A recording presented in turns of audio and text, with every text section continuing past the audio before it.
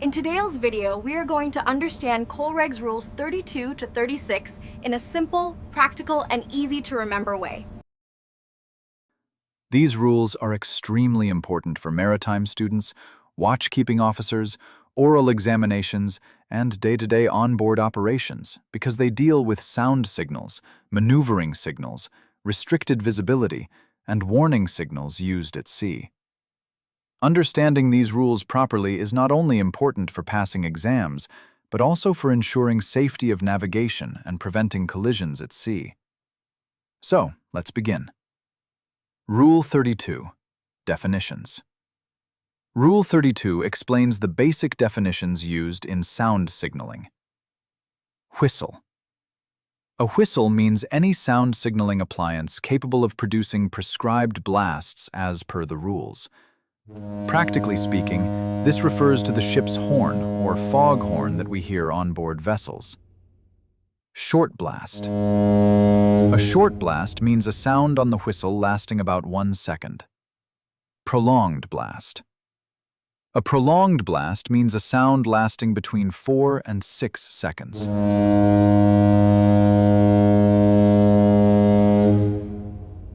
These standard durations are extremely important because almost every maneuvering signal and fog signal in COLREGS is based on these timings. As officers, you must not only memorize these signals, but also be able to instantly identify them during real situations at sea. For example, during restricted visibility, you may hear only sound signals before visually sighting another vessel. But I don't see anything. In such situations, correctly identifying whether the sound is short or prolonged can help determine another vessel's status and avoid dangerous close-quarter situations. So, even though Rule 32 looks simple, it forms the foundation for understanding all sound signaling rules ahead. Rule 33. Equipment for sound signals. This rule explains the sound signaling equipment vessels are required to carry depending on their length. A vessel of 12 meters or more must carry a whistle. A vessel of 20 meters or more must also carry a bell. And a vessel of 100 meters or more must additionally carry a gong. The sound devices fitted on board must be loud enough to be heard over the required distance prescribed under these rules, which is detailed in Annex 3 of the rules. Practically speaking, most of the time you will notice vessels using only the ship's horn during operations. You may rarely hear a bell or gong in actual day-to-day navigation. However, these rules are written to prepare ships for the worst possible situations at sea. And therefore, carrying a bell and gong is not optional. It is a legal requirement.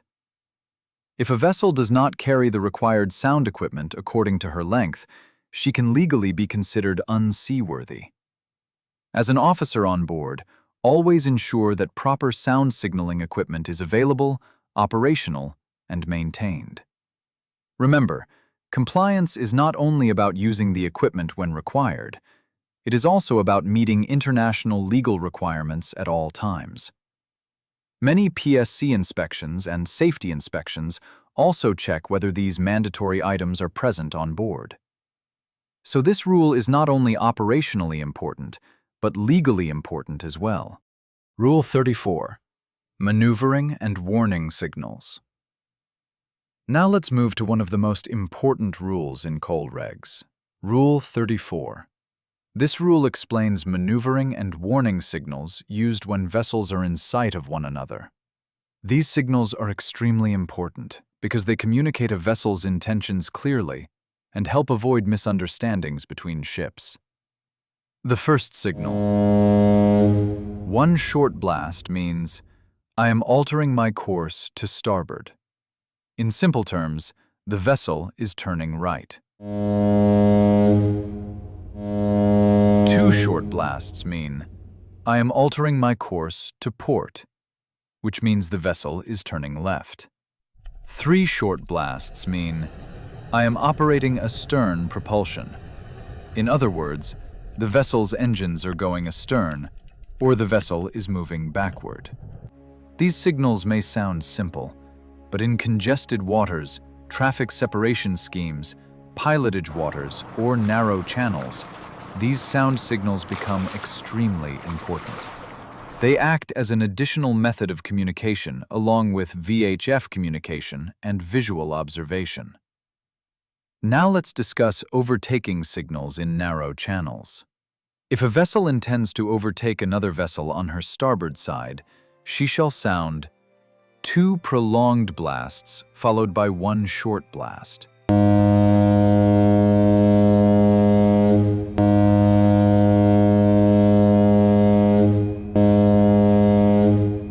This means, I intend to overtake you on your starboard side. If she intends to overtake on the port side, she shall sound 2 prolonged blasts followed by 2 short blasts.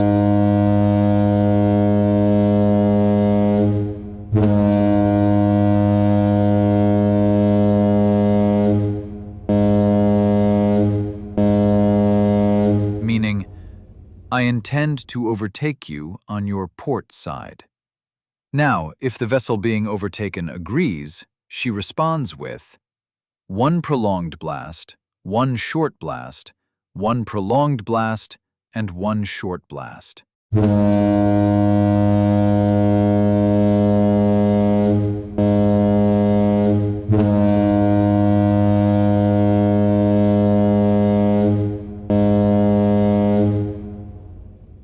This response indicates agreement for safe overtaking. These signals are extremely important because overtaking in narrow channels can be risky. A misunderstanding between vessels can quickly lead to collision or grounding.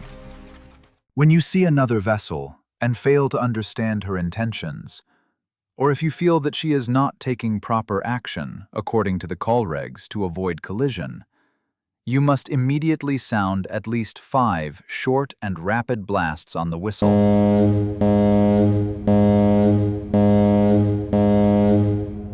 This is known as the danger signal.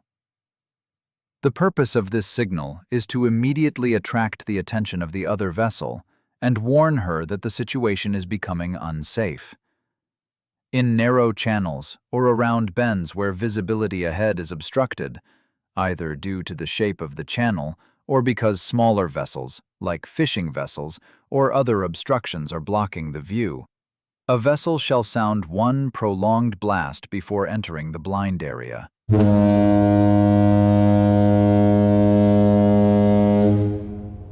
Any approaching vessel on the other side, if within hearing distance, shall answer with 1 prolonged blast. This helps both vessels become aware of each other even before visual contact is established. On most modern ships, the ship's whistle is synchronized with the Morse signaling light fitted on the mast. This means that whenever a whistle signal is sounded, the Morse light may also flash simultaneously. That is why Rule 34 exists, to create clear communication and remove confusion. Rule 35. Sound signals in restricted visibility. This is one of the most operationally important rules in COLREGS. Rule 35 covers sound signals used in restricted visibility conditions, such as fog, mist, heavy rain, sandstorms, or any condition where visibility is reduced. In such situations, visual lookout alone is not enough. Sound signals become one of the primary methods for detecting nearby vessels. Let's understand the signals one by one. A power-driven vessel making way through water shall sound 1 prolonged blast every 2 minutes. Now remember the wording carefully. Making way means the vessel is moving through water. If a power-driven vessel is underway but stopped and making no way through water, she shall sound 2 prolonged blasts every 2 minutes, with about 2 seconds gap between them. This indicates that the vessel is not moving through water, even though she is underway. Vessels such as sailing vessels, fishing vessels, vessels not under command, vessels restricted in their ability to maneuver shall sound One prolonged blast followed by 2 short blasts every 2 minutes. This unique pattern helps identify special category vessels during fog. Now let's talk about anchored vessels. A vessel at anchor shall ring the bell rapidly for about 5 seconds every minute.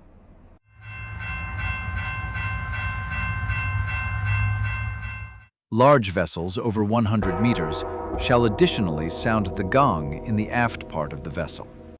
The purpose of these signals is simple: to let nearby vessels know your position even when visual contact is impossible. Restricted visibility has historically caused many serious collisions at sea. That is why proper fog signaling is considered a critical watchkeeping responsibility. As an officer on watch, always ensure fog signals are started immediately whenever visibility becomes restricted. Delays or negligence in fog signaling can have serious legal and safety consequences. Rule 36. Signals to attract attention. Rule 36 allows vessels to use signals for attracting the attention of another vessel whenever necessary to avoid danger. This may include searchlights, flashing lights, sound signals. However, there is one important condition. These signals must not be confused with official navigation signals already prescribed under COLREGS. For example, you cannot use random flashing patterns that may resemble distress signals or navigation lights. The purpose of Rule 36 is simply to warn another vessel and make them aware of danger. Practically, this rule is often used when another vessel appears unaware of your presence or is taking dangerous action. For example, a searchlight may be directed toward a vessel to attract attention during close-quarter situations. This rule gives flexibility to mariners while still maintaining standardization and safety. These rules are extremely important for safe navigation, collision avoidance, and effective communication at sea.